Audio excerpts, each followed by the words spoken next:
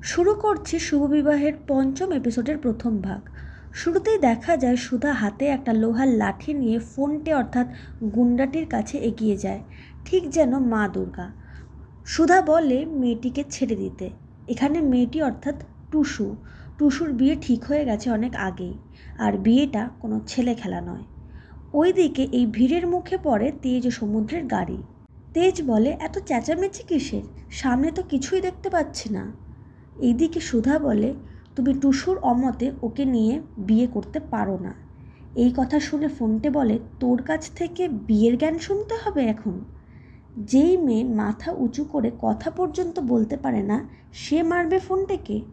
টুসুকে তো আজ আমি বিয়ে করবই, আর মেয়েদের স্থান আমার পায়ের তলায়। এই কথা শুনেই সুধার রাগে ফোনটের মাথায় লোহার লাঠি দিয়ে বাড়ি মেরে দেয়। ফোনটে চোট পায়। ফোনটের গুন্ডা বাহিনী সুধার উপর হামলা চালালে সুধা একাই লড়াই করে। অন্যদিকে তেজ বলে, সামনে ঝামেলা হচ্ছে আর সবাই দাঁড়িয়ে দাঁড়িয়ে মজা দেখছে। পুলিশ কোথায় কে জানে? এই বলে পুলিশকে কল করে দেয়। তেজ এবার ভালো করে দেখার চেষ্টা করে বোঝে যে একটা মেয়ে একা গুন্ডাদের সাথে মারামারি করছে, আর বাকি সবাই দেখছে। আশ্চর্য! এই কথা শুনে সমুদ্র বলে, আরে তুই গাড়িতে বস না, কেন বেপাড়ায় এসে ঝামেলায় পড়ছিস? তেজ বলে, পাড়া হোক বা বেপাড়া, তেজ বসু মল্লিক কোনোদিনও কোনো মেয়ের অসম্মান সহ্য করবে না। এই সময় পুলিশ আসলে তেজ বলে, আমি আপনাদের কল করেছিলাম। দেখুন, কতগুলো গুন্ডা মিলে মেয়েটির উপর চড়াও হয়েছে।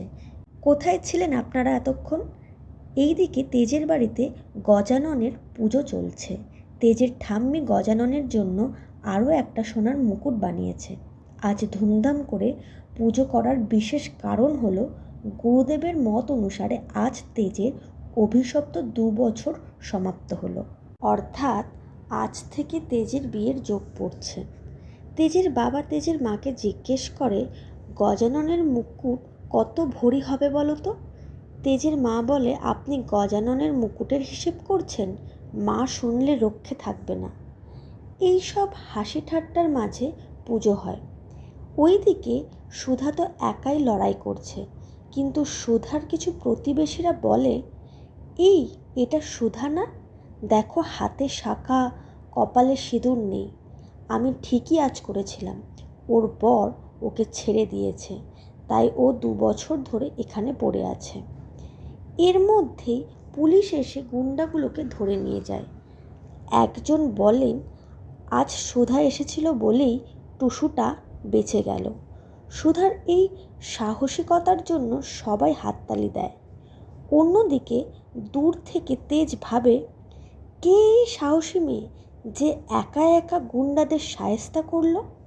সুধা মাটি থেকে সিঁদুরের কৌটোটা তুলে প্রণাম করে টুসুর বরের উদ্দেশ্যে বলে, এই সিঁদুরের সম্মান রেখো। টুসুকে ভালোবেসে সম্মান দিয়ে বিয়ে করে ঘরে তুলো। আমি চাই দুজন ভালোবাসার মানুষ এক হোক। সমুদ্র এই সময় গাড়িতে বসে চিৎকার করে তেজকে বলে, দাদা ভাই, কি হয়েছে রে? তেজ বলে, অ্যাকশন শেষ, দিদিমণি এখন ভীতুদের জ্ঞান দিচ্ছেন। এরপর সুধার উদ্দেশ্যে বলে, এই যে ম্যাডাম, ক্লাইম্যাক্স তো শেষ, এবার রাস্তা ছাড়ুন, তারা আছে আমাদের। এই সময় সুধার তেজের দিকে তাকালে একটা ঝোড়ো হাওয়া এসে সুধার চুল এলোমেলো করে মুখ ঢেকে দেয়। তেজ সুধার চোখ দুটো দেখে অবাক হয়। তেজ ভাবে, এ তো সেই একই চোখ যেটা আমি স্বপ্নে দেখেছি। এত চেনা কেন লাগছে চোখ দুটো? এর আগে কোথায় দেখেছি এনাকে, কেন মনে করতে পারছি না? ওইদিকে তেজের ঠাম্মি গুরুদেবের আশ্রমে তেজের নামে সংকল্প করেছে। দানের কাজও হবে আজ।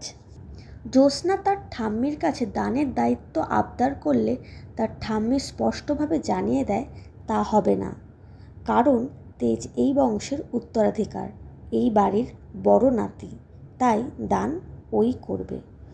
ওইদিকে সমুদ্র ভিড়ের মধ্যে তেজকে এগিয়ে যেতে দেখে জিজ্ঞেস করে, সে ওখানে কি করছে?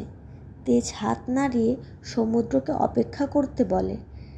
সামনে এগোতে গেলে একজন লোক বলে, আরে কোথায় যাবেন দাদা, সামনে তো ফুল অ্যাকশন আর ড্রামা চলছিল। তখন তেজ বলে, যখন চলছিল তখন সাহায্য তো করতে আসেননি, এখন বড় বড় কথা বলছেন কেন? আমাদের দেরি হচ্ছে, প্লিজ এবার রাস্তাটা ক্লিয়ার করুন। এই কথা বলে গাড়ির দিকে গিয়ে বসে। সুধা টুসুকে বোঝায় অন্যায়কে কখনো প্রশ্রয় দিতে না, আর বিপদে পড়লে তার মতো কেউ না কেউ ঠিক পাশে এসে দাঁড়াবে। এই কথা বলে সুধা নিজের বিপদের দিনে তেজের পাশে থাকার কথাটা ভাবে। এরপর তেজ গাড়িতে বসে এক দৃষ্টে সুধার দিকে তাকিয়ে থাকে। সুধা একটা আয়নার সামনে মুখ মুছতে থাকে। তখন তেজ মনে মনে ভাবে, স্বপ্নে দেখা চোখ আর ওনার চোখের মধ্যে এত মিল কেন, আজ আমাকে জানতেই হবে। এই ভেবে গাড়ি চালিয়ে সুধার পিছনে পিছনে যায়। পঞ্চম এপিসোডের প্রথম ভাগটি এখানেই শেষ হলো। পরবর্তী ভাগটি খুব তাড়াতাড়ি আসছে। ততক্ষণ আপনারা আমার চ্যানেলটিকে সাপোর্ট করবেন। ধন্যবাদ।